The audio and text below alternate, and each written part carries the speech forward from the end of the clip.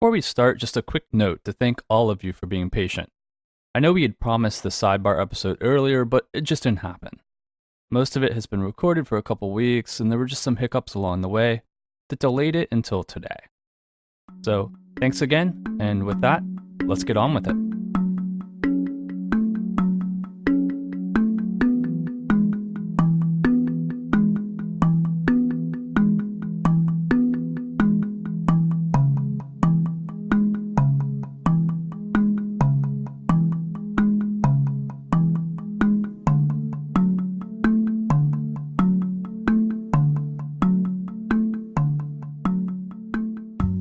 Welcome to Unconcluded, a real-time investigative podcast into the disappearance of Jennifer Kesse. I'm Sean Kurt. And I'm Scott Jameson. Today on the show, we're going to respond to your questions and comments, and we'll also update you on some of the progress along the way. And so, Scott, let's jump right into it. Okay, we have a few voicemails to get to.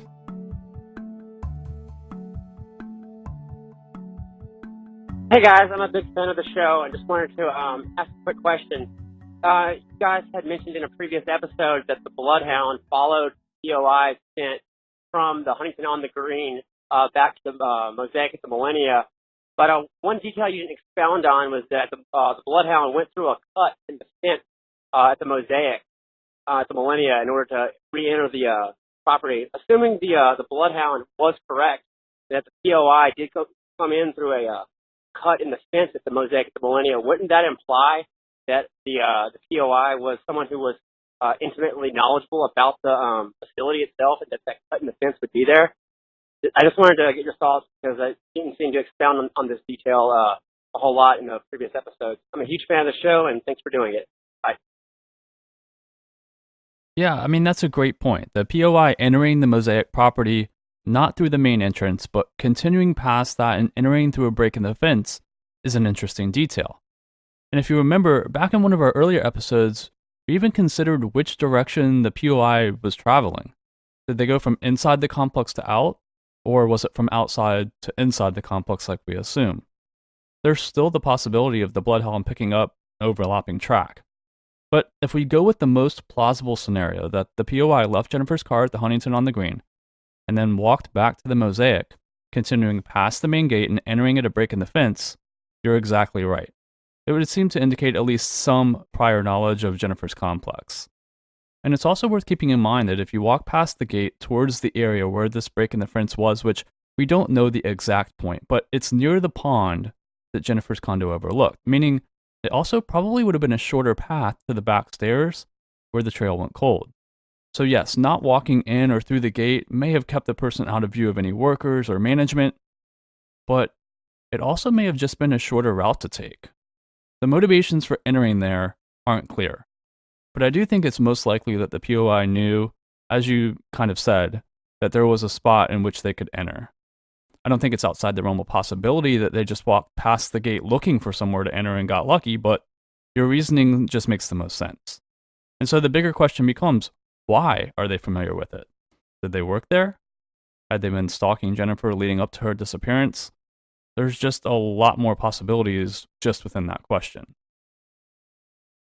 And while we're talking about the area just past the gate, on the other side of that pond from Jennifer's condo, just outside the Mosaic gate, is the Orange County Animal Services Complex. And not to be too dramatic, but this is a complex that includes a crematory incinerator and employee uniforms that could fall into the possibilities of what the POI was wearing. But let me be clear, I think that line of thinking is a bit of a stretch, and we haven't found any links to the complex or anyone that worked there, but it's just one of those things that we've considered as we try to make sure that every stone is turned over.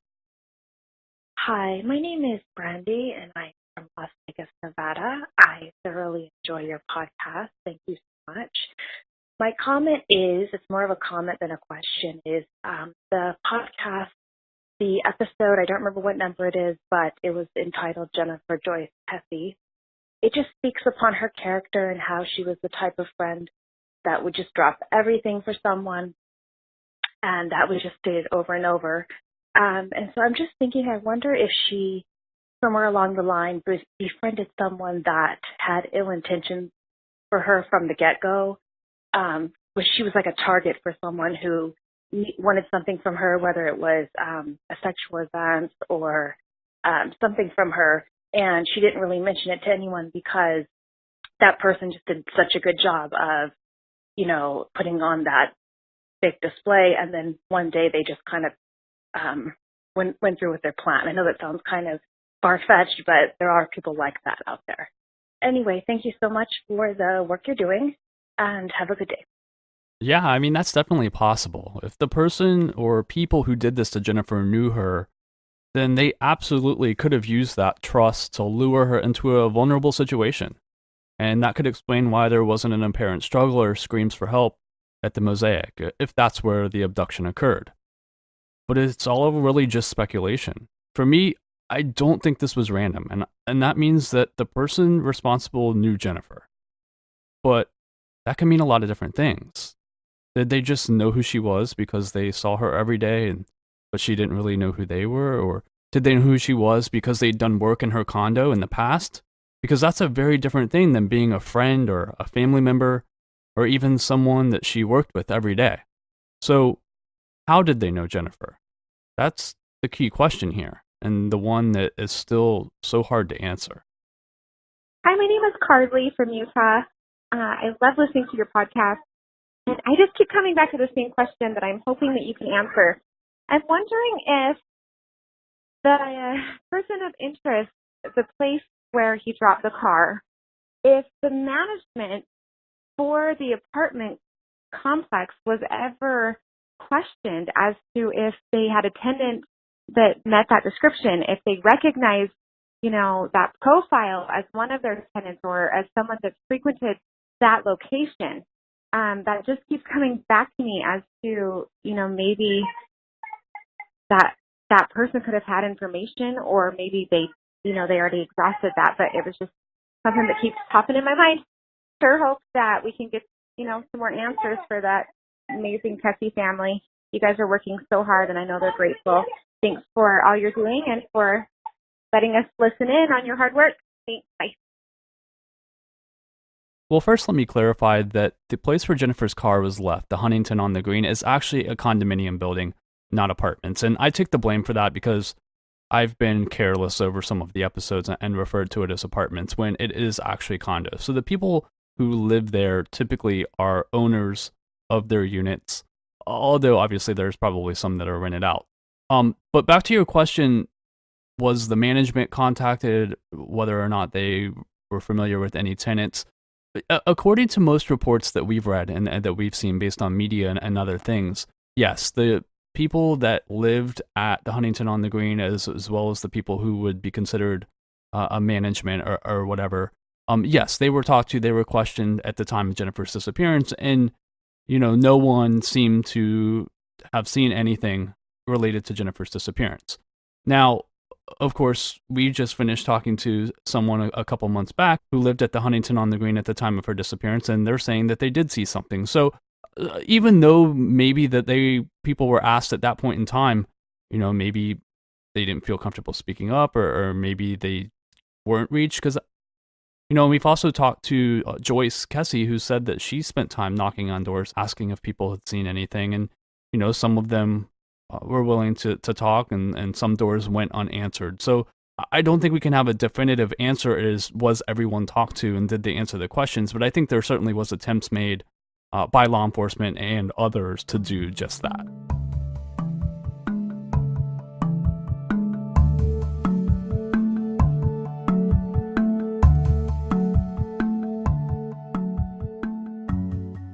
Are you hiring? Every business needs great people, and a better way to find them. Something better than posting your job online and just praying for the right people to see it. ZipRecruiter knew that there was a smarter way, so they built a platform that finds the right job candidates for you. ZipRecruiter learns what you're looking for, identifies people with the right experience, and invites them to apply for your job. These invitations have revolutionized how you find your next hire. In fact, 80% of employers who post a job on ZipRecruiter get a quality candidate through the site in just one day. And ZipRecruiter doesn't stop there. They even spotlight the strongest applications you receive, so you never miss a great match. The right candidates are out there. ZipRecruiter is how you find them. Businesses of all sizes trust ZipRecruiter for their hiring needs. Right now, our listeners can try ZipRecruiter for free. That's right, free. Just go to ziprecruiter.com/mystery. That's ziprecruiter.com/mystery. ziprecruiter.com/mystery. ZipRecruiter, the smartest way to hire.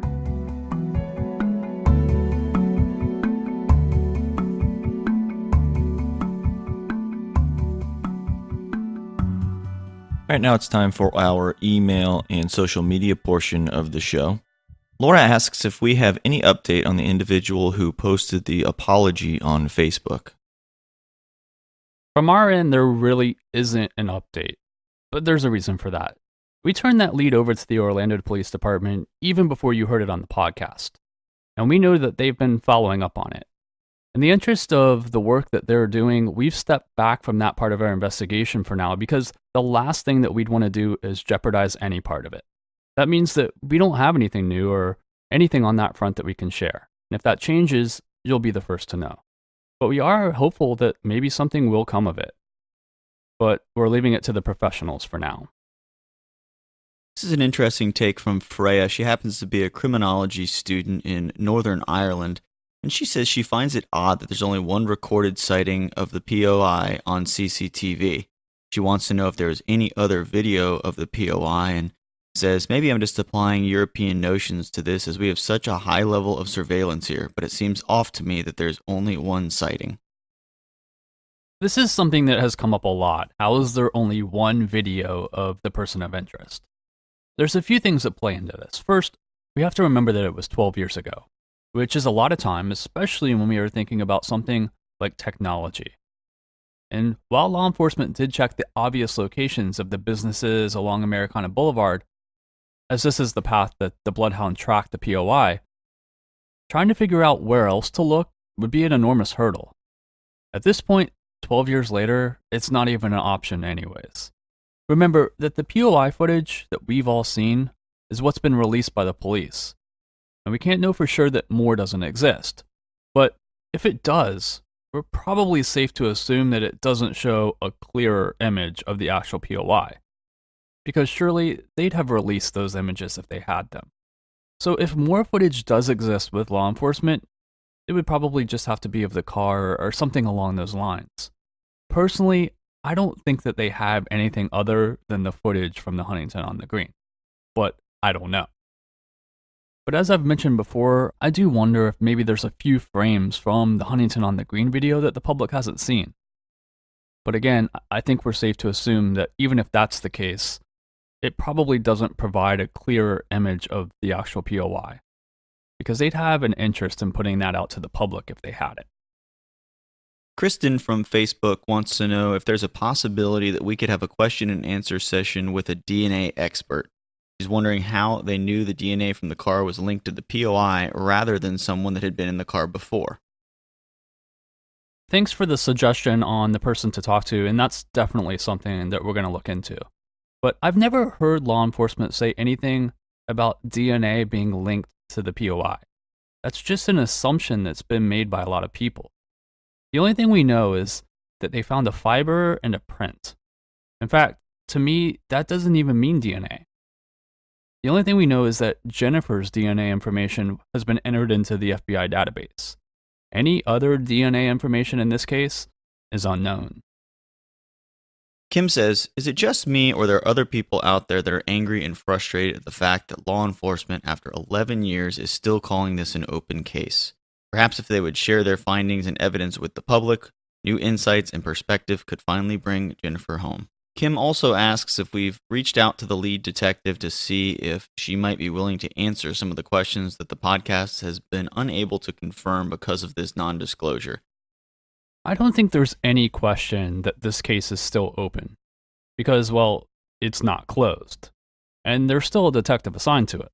The question has always been, is it a cold case? And is it actively being worked? For anyone who has paid attention to the case, I don't think it's unreasonable to say that it's cold and has been for a long time. Any case with 12 years of little if any progress should be called as much. And because of that, the Kesses want their private investigators to have access to the early case files as they work the case on their own. And I don't think that that's an unreasonable request. They aren't asking for it to be made public. But the problem is that there's a lot of legal stuff that comes into play. Maybe there just needs to be some clarification of the laws or some way that other resources, like private investigators, for example, can play a role in a case like this. But that's legal discussion far beyond us here on this show. Sean, there seems to be a lot of confusion with people, as well with us at times, about the manager and his interest in Jen and where that fits in. We have an email here from Tiffany, and Tiffany says, I always wondered why Jennifer would bother to tell her parents about the manager who wanted to date her, but leave out the part about him being a married man. If he'd been married, wouldn't it have been the easiest out for Jennifer? That would have been pretty simple, in Tiffany's opinion. Maybe she didn't take that approach or tell her parents the man was married because the guy pressuring her for dates was not the manager, but was in fact this other employee.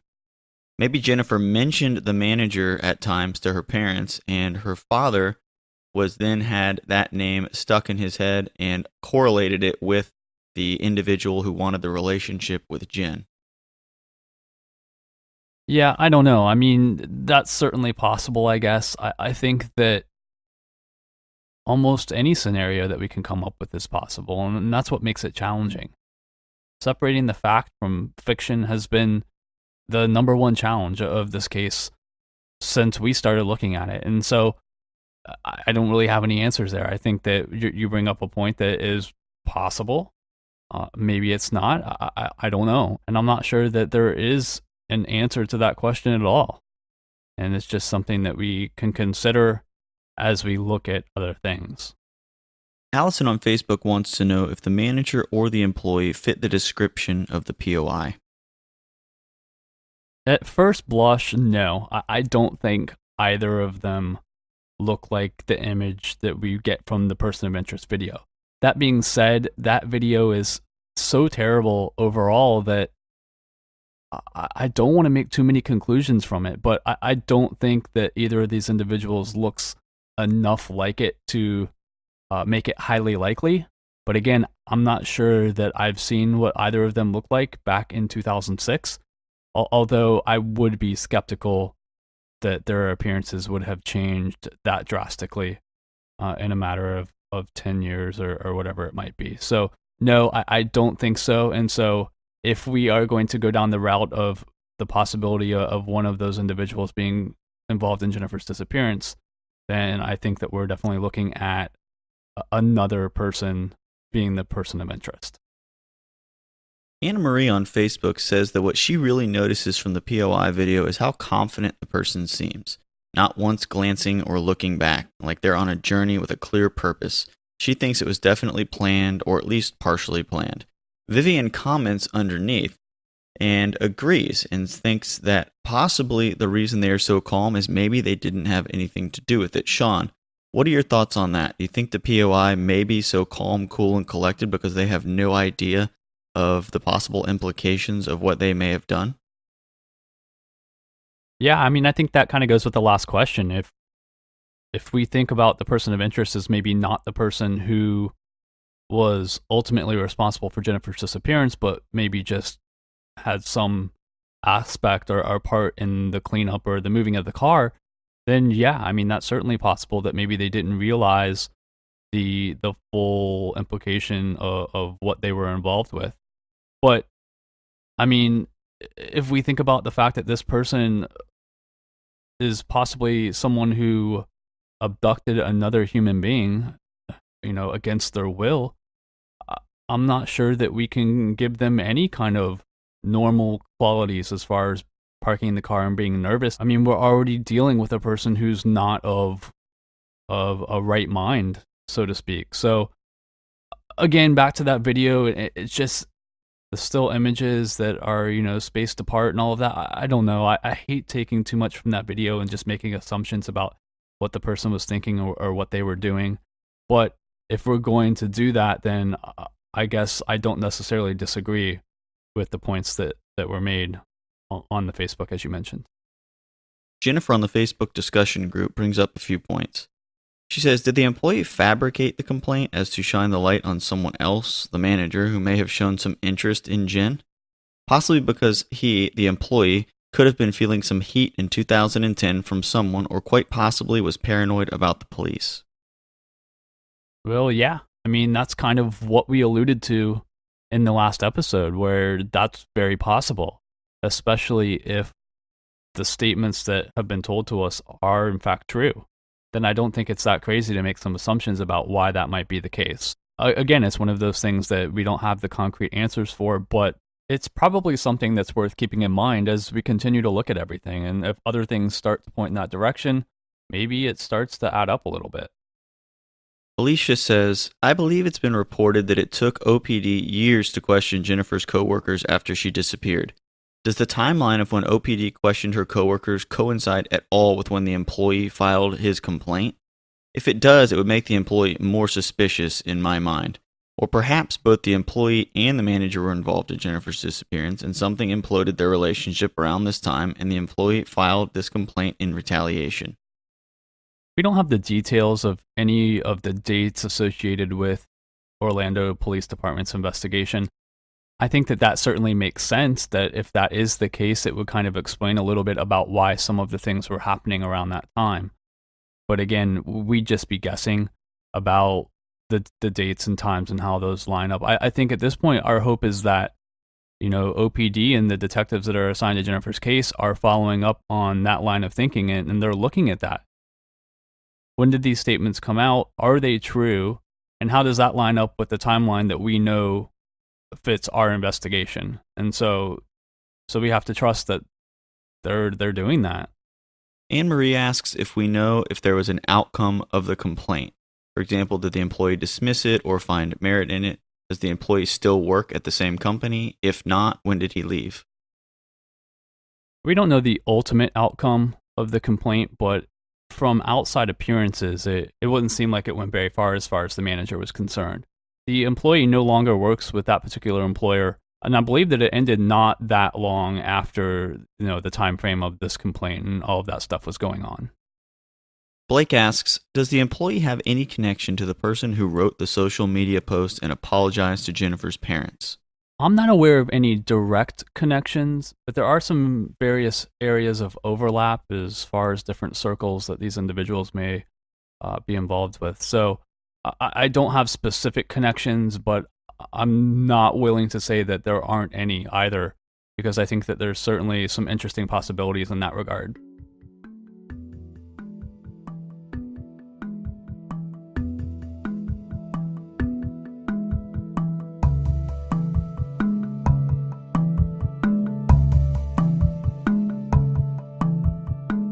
As always, thank you for listening and participating.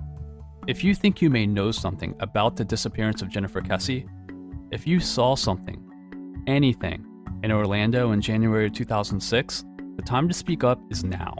It's never too late to bring Jennifer home. Call the Orlando Police Department and ask to speak to the detective in charge of Jennifer's case. And if you don't want to do that, call the tip line. Just call someone. Also, before we go, I wanted to take a moment to thank all of our Patreon supporters, several of which are new, for their support. They allow us to help cover the cost of web hosting space, recording and travel fees, and all the other little odds and ends that add up, and we can't thank them enough. So thank you to Kara, Kelly, Anna Kate, Kristen, Trish, Ham, Joanne, Joe, Rachel, Timothy, Christy, Stephanie, Christine, The Minds of Madness, Cynthia, Charles, Tara, Karen, Jennifer, Kate, Stylianos, Jennifer, and Michelle, Christopher, and Felicia and Dawn, Kenneth, Caroline, Morgan, Lana, Megan, Kathy, and Shannon.